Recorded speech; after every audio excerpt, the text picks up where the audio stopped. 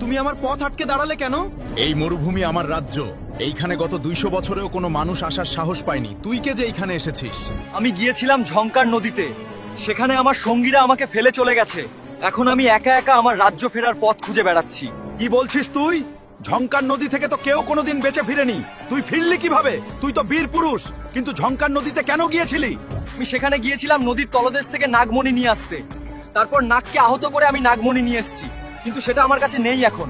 তোর বীরত্বের কাছে আমি মাথা নত করলাম, কিন্তু যে নাগকে তুই আহত করে এসেছিস সে তোকে ছাড়বে না। সে আসবে তোর কাছ থেকে নাগমণি নিতে। কিন্তু আমার কাছে তো নাগমণি নেই, তাহলে আমি তার কাছ থেকে কিভাবে রক্ষা পাবো? কোনো উপায় জানা থাকলে বলো আমাকে। সেই নাগের সাথে তোকে লড়াই করতে হবে এবং তাকে চিরতরে শেষ করে দিতে হবে, তাহলেই তুই তার থেকে রক্ষা পাবি। তোমাকে অসংখ্য ধন্যবাদ বালুর দানব, আমাকে সাহায্য করার জন্য। এখন তুমি যাও, সাবধানে যেও। বালুর দানব রঘুর সাহসিকতার সামনে মাথা নত করে ফেলেছে।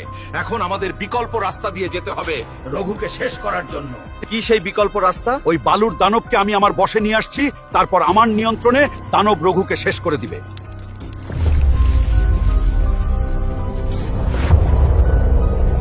হে আল্লাহ, তুমি আমার ছেলেকে সকল অশুভ শক্তির হাত থেকে রক্ষা করো।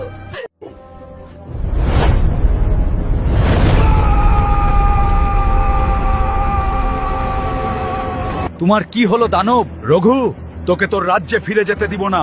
আজকে তোকে এখানেই বালির সাথে মিশিয়ে দিব। তুমি আমার সাথে বিশ্বাসঘাতকতা করেছো। তোমাকে শেষ করে হলেও আমাকে আমার রাজ্য ফিরতে হবে, কারণ সেখানে আমার মা বন্দী অবস্থায় আমার অপেক্ষা করছে। হে জাদুর পাথর, আমাকে একটা তরবারি দাও।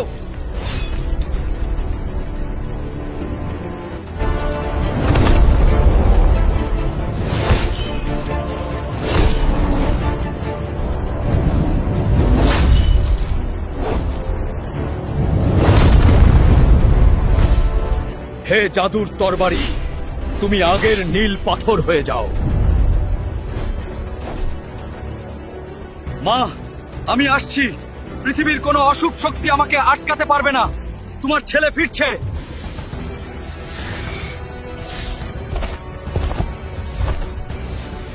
রঘু পরীর দেওয়া একটি জাদুকরী পাথরের শক্তি নিয়ে বালুর দানবকে বালুর সাথে মিশিয়ে দিয়েছে। এখন আমি নিজেই সেখানে যাব রঘুকে শেষ করতে। ঠিক আছে, যা করা লাগে করো, কিন্তু রঘুরাতে আর কোনোদিন এই রাজ্যে না ফিরতে পারে। আর আগামী 1 সপ্তাহের মধ্যেই ওকে শেষ করতে হবে। ঠিক আছে পণ্ডিত মশাই, আপনি শুধু আমাকে একটি স্পেশাল ইগলের ব্যবস্থা করে দিন, যে আমাকে সেই জায়গায় নিয়ে যাবে। আমি জানি সামনে আমার অনেক বিপদ। তোমরা ভিডিওতে লাইক দিয়ে আমাকে সাহস দেও, আর পরের পর্ব দেখতে চাইলে কমেন্ট লিখো। Next part.